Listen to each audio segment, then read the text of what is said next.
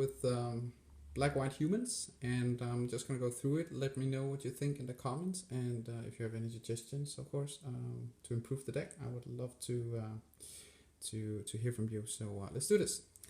I'm gonna start up with the spells here: sorceries, instant enchantments, artifacts, 3 duresses. Run this because mainly over Thoughtseize, because I'm not afraid of my opponent's humans, my opponent's creatures, because I'm usually gonna get rid of them at some point, and I don't lose life. So I'm more interested in getting rid of my opponent's spells that maybe could interrupt or do something about what I'm doing. So that's why it's there, because I don't lose life, and I think it's better in this deck than Thoughtseize is.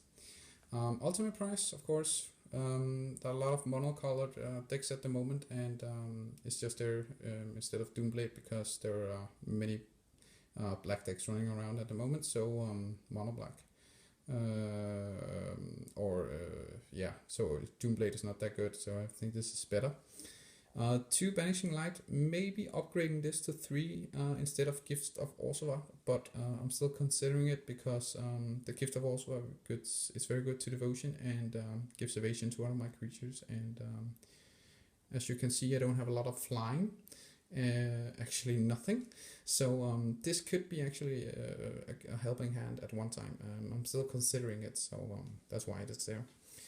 2 Whips of Erebos, and it's there because if my opponent won't let me have my creatures back and take 3 damage from Atheros, I can get them back with the whip, so that's why it's there.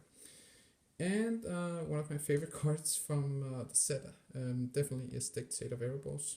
I love the old Grave Pact enchantment, so this is just insanely good when you flash this in and in a combat, and making all of your opponents sack creatures and stuff like that. So very, very good. Elspeth, of course, the best 6-drop in the set, and she's just good in any deck playing white.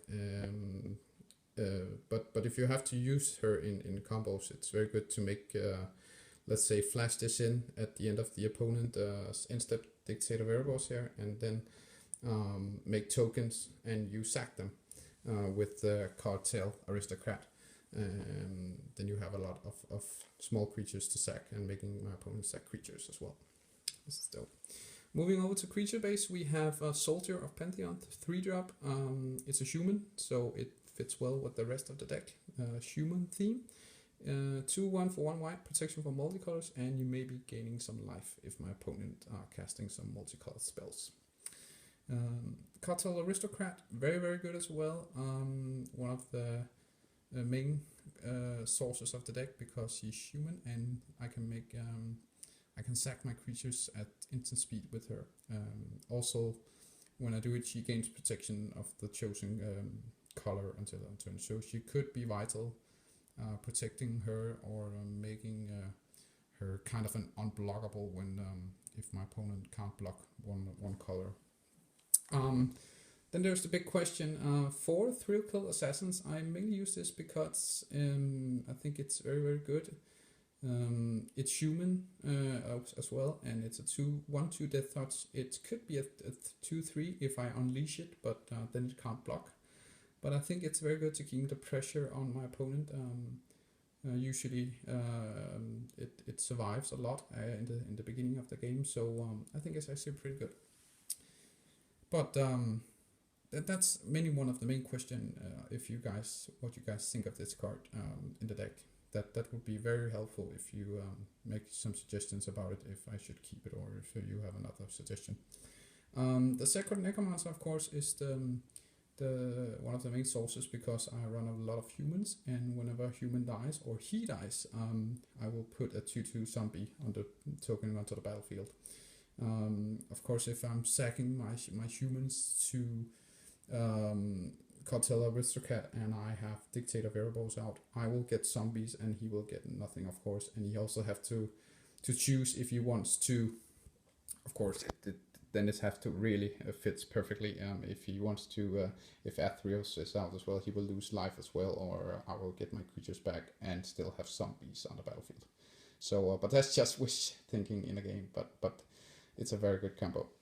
And Sin Collector, Human, Devotion, and just like the rest, I'm still not afraid of my opponent's creatures. Because again, like I said before, I'm probably gonna make him sack them. So that's why he's there.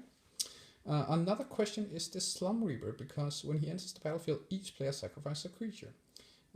It could be a dead card if I don't have any cards in my hand and I draw this guy. He's just gonna come out and sacrifice himself. Of course, if my opponent has a creature, it's kind of a removal spell as well. So, but I actually like him. But let me know what you think.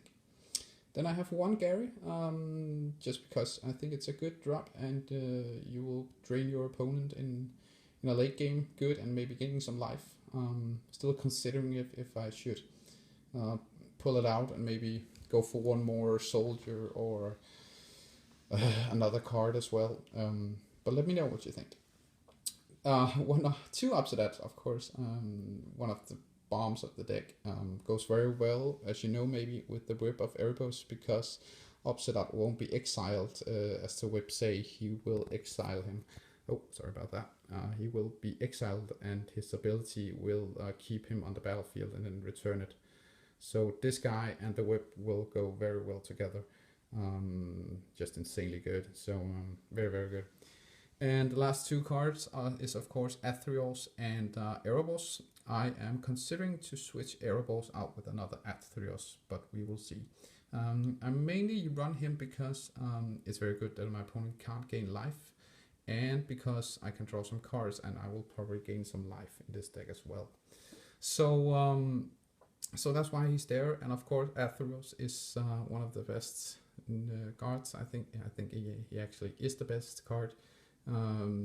Also because it's one of my favorite things to do is making a deck where I have to make people sack creatures and I'm sacking my own. So that's how I look at the moment. Let me know what you think, and I will get back to you if you write some comments.